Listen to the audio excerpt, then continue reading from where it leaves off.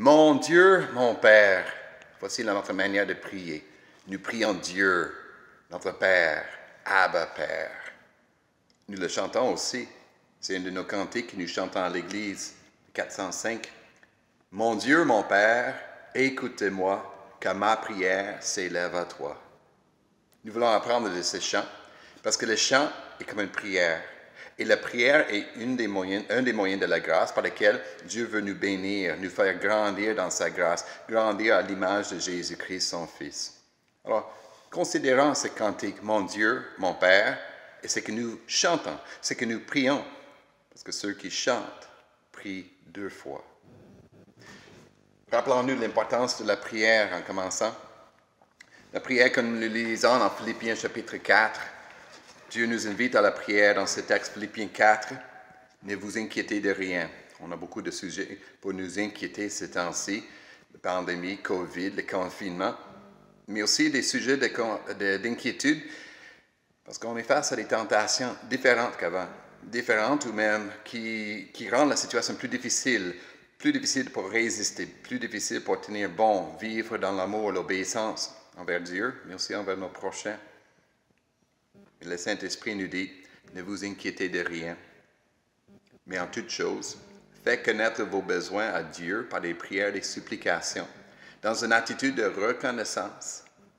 Et la paix de Dieu, qui dépasse tout ce que l'on peut comprendre, gardera votre cœur et vos pensées en Jésus-Christ.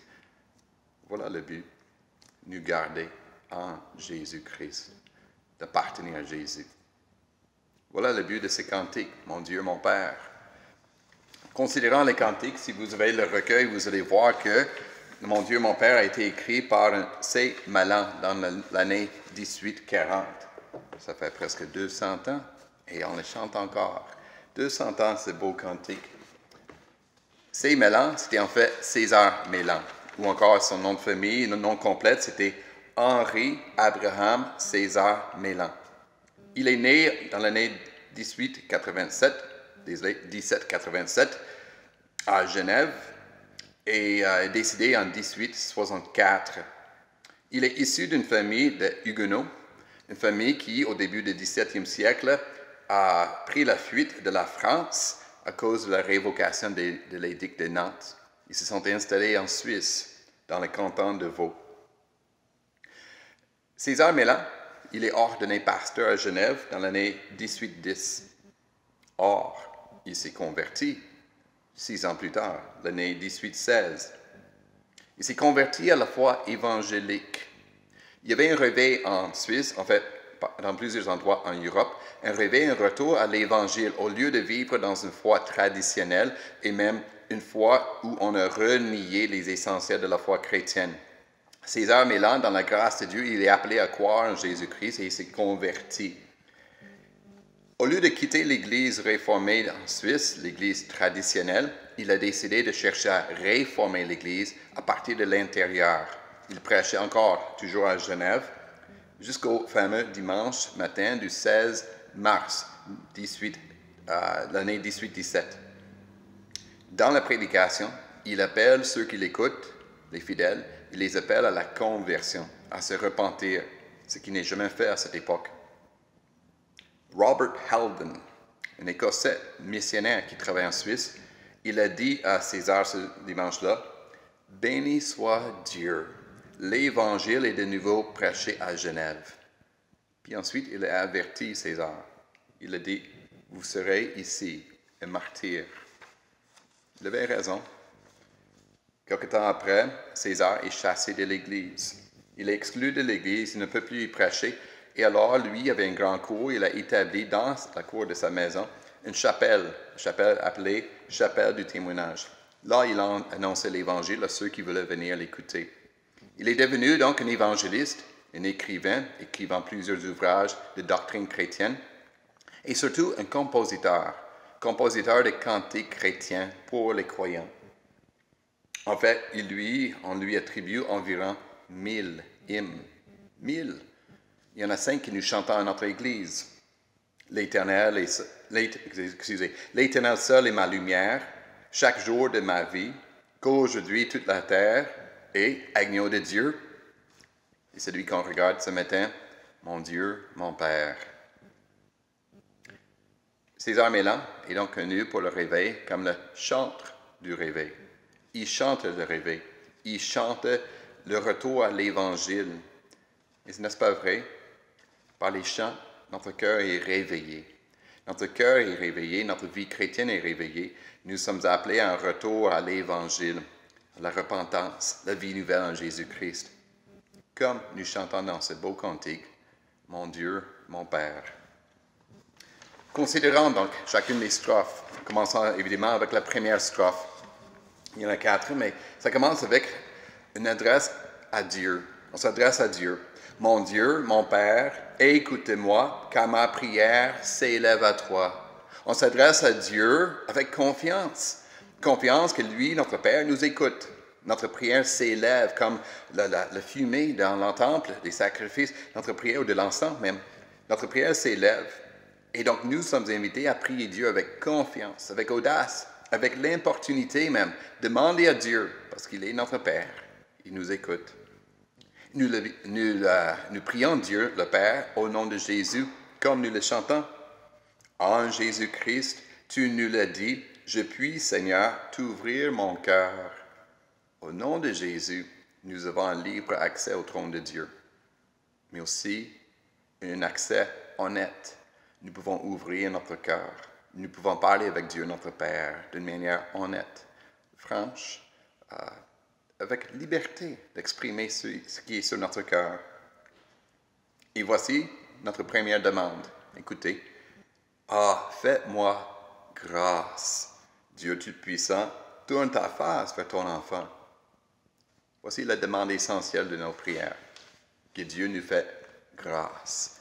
Que Dieu nous comble de sa grâce, de sa bonté, de son amour.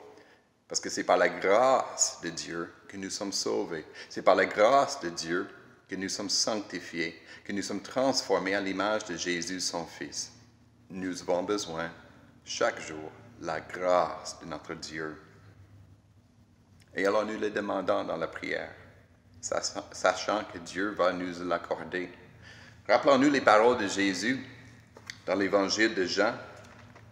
Ici, le Jean chapitre 16, le verset 23, Jésus nous dit, « En vérité, je vous le dis, tout ce que vous demanderez au Père en mon nom, il vous le donnera. » Et ce que nous demandons à notre Père, au nom de Jésus, ce que nous demandons, c'est surtout sa grâce.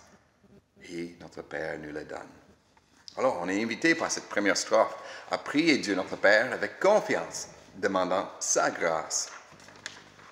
La deuxième strophe, écoutez, parce que c'est une prière de confession. Viens, je te prie, change mon cœur, guide ma vie loin de l'erreur.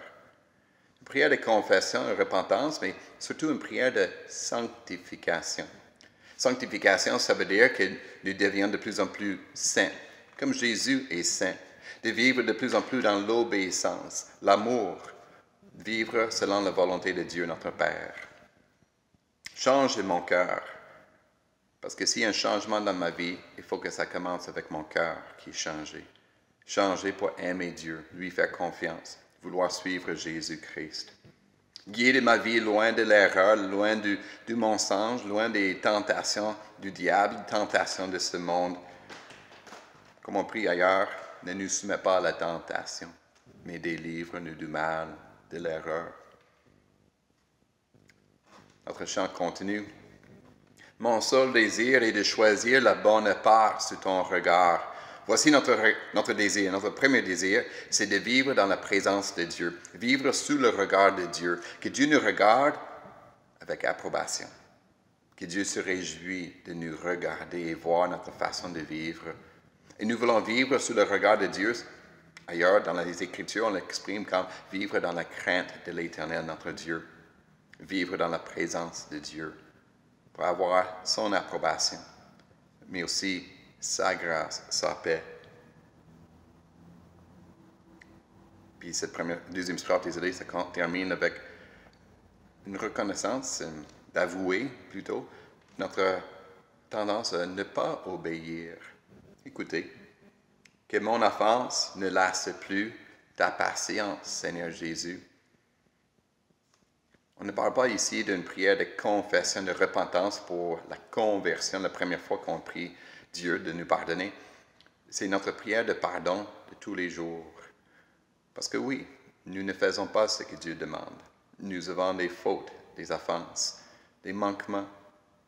Et alors, chaque jour, nous revenons à Dieu et demandons, pardonne-moi, sois patient avec moi, continue à me former à ton image. C'est une des vérités que nous lisons très précieuses dans l'Évangile, pas cette fois-ci l'Évangile, dans un autre texte de Jean, cette fois-ci sa première lettre de Jean. Désolé. 1 Jean chapitre 2, ce texte que nous connaissons bien. L'apôtre Jean nous rappelle que le but de la vie chrétienne, c'est que vous ne péchiez pas. Mais il ajoute, 1 Jean 2, le verset 1 et 2, mais si quelqu'un a péché, parce que ça nous arrive souvent, nous avons un défenseur auprès du Père, Jésus-Christ le juste. Il est lui-même la victime expiatoire pour nos péchés, c'est-à-dire le sacrifice pour tous nos péchés, pour nous pardonner toutes nos fautes, aussi les fautes que nous faisons chaque jour. Alors, ce cantique nous amène à prier Dieu, son pardon. Il nous invite à le demander avec confiance. Au nom de Jésus, notre Père nous pardonne. La troisième strophe. Fais-moi comprendre. Comprendre quoi? Deux choses. Fais-moi comprendre ta charité et bien entendre ta vérité. Voici deux éléments importants de la foi chrétienne. Les Écritures nous enseignent la charité de Dieu, c'est-à-dire l'amour de Dieu, et aussi nous enseignent la vérité de Dieu. On ne doit pas les séparer. La charité, l'amour et la vérité, ils vont ensemble dans l'Évangile. Faites-moi comprendre, sous-entendu dans le texte, c'est un appel au Saint-Esprit. C'est le Saint-Esprit qui illumine notre intelligence, qui illumine et ouvre notre cœur pour bien recevoir l'amour de Dieu, mais aussi la vérité de Dieu. Nous demandons dans ces cantiques cette œuvre de l'Esprit d'ouvrir notre compréhension, ouvrir notre cœur. Que ta main, oui, que ta main sur mon chemin soit, ô Dieu fort, mon seul support. Nous demandons que Dieu nous guide, qui nous soutienne avec son main, son support. Regardez bien que dans les cantiques, les demandes ne sont pas pour nos besoins matériels, même pas notre santé, même si c'est très important. Nous vivons en pandémie, le COVID, un souci pour notre santé, pour notre économie même. Oui, on peut demander à Dieu notre pain quotidien, ce qu'il nous faut prier. Mais notre premier souci, c'est que nous soyons guidés par la main forte, compatissante de Dieu, qui nous guide dans sa sainteté, dans son amour, dans sa vérité, peu importe ce que nous vivons, dans les circonstances de notre vie. Ça demande la force, la puissance de Dieu, comme nous le chantons dans ces cantiques. Que ta puissance soit chaque jour ma délivrance, ô Dieu d'amour. Délivre-nous du mal, nous apprend Jésus à prier. Délivre-nous du mal, mais il nous faut la force qui vient de Dieu. La force parce qu'il est un Dieu d'amour qui nous aime, qui nous guide. Ça me fait penser à un autre texte, cette fois-ci en Éphésiens, une autre prière de l'apôtre Paul. En fait, c'est un texte que j'ai regardé hier soir avec un jeune croyant. Éphésiens chapitre 1, verset 15 et suivant, c'est la prière de l'apôtre Paul pour les chrétiens. Puis une des choses qu'il demande, c'est que le Saint-Esprit les aide à comprendre la puissance de Dieu. Il dit, quelle est l'infinie grandeur de sa puissance qui se manifeste avec efficacité par le pouvoir de sa force envers nous qui croyons. De comprendre l'infinie puissance de Dieu qui agit en nous. Puis le texte continue pour démontrer d'où vient cette puissance. C'est du Christ ressuscité qui monte au ciel, qui règne maintenant.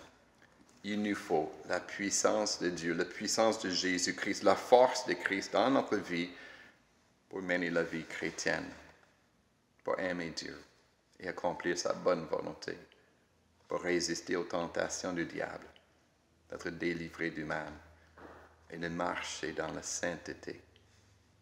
Alors, on est invité par ces cantiques à prier Dieu, sa force. Avant de passer au quatrième strophe, je ne sais pas si vous avez remarqué qu'il y a une poésie dans ces cantiques, une poésie très développée, même une rime qui suit le pattern, c'est comme ceci. A, B, C, D, E, F. Regardez le texte bien. Il y a une poésie, une rime, qui est là pour nous aider à mémoriser le cantique.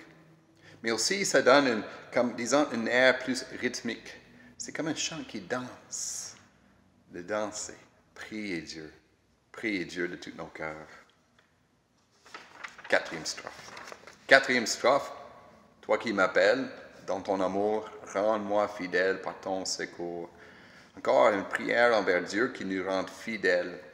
Mais on se rappelle que c'est Dieu qui nous appelle en premier. C'est Dieu qui a pris l'initiative de nous aimer, nous appeler pour que nous soyons ses enfants. Notre prière n'est qu'une réponse envers Dieu. Nous répondons à notre Dieu, notre Père qui nous aime. Nous répondons à son amour. Et nous demandons encore son secours. Comme nous chantons, « Protège-moi et conduis-moi loin du danger au bon berger. » Le bon berger, Jésus. Le berger qui a donné sa vie pour nous. Mais aussi le berger, comme nous lisons dans le psaume 23, le berger qui nous guide dans les sentiers de la justice, qui nous amène dans sa paix.